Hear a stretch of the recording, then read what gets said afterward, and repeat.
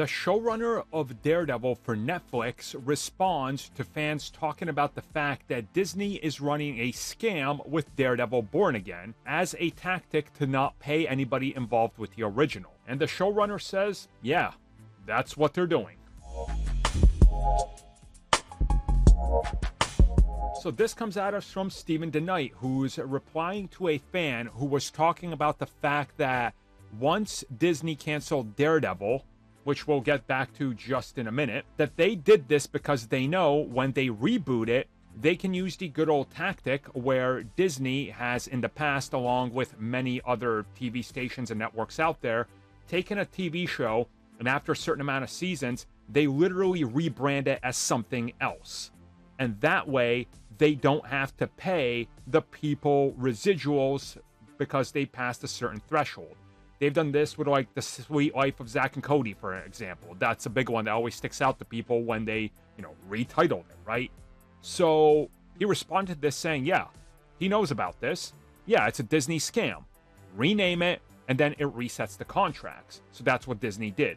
Now, while I understand what he's saying, and yes, I'm not defending Disney. Look at all the videos where I've been bashing Disney nonstop for the last 6 months.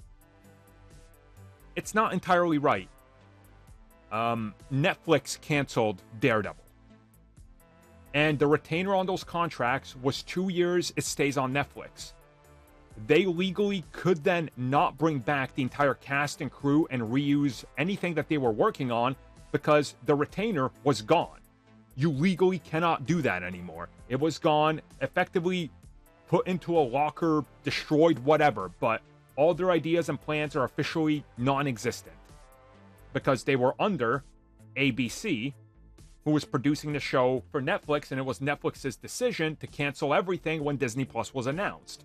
So he's right in a sense that, yes, it's the good old scam of retitle the show, but not really, because, again, it's so long overdue, and the amount of time between them, there's nothing. It could legally not be called Daredevil Season 4. Like, legally, they can't do that because they can't.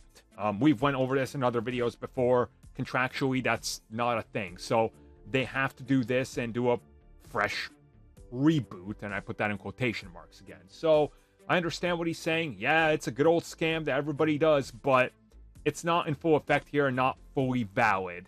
Although I could probably see why Disney could also be blamed for it because, I mean, they could pay for all those old scripts and stuff and continue it as a season 4, but they obviously didn't want to. So I think it's a little bit of both sides.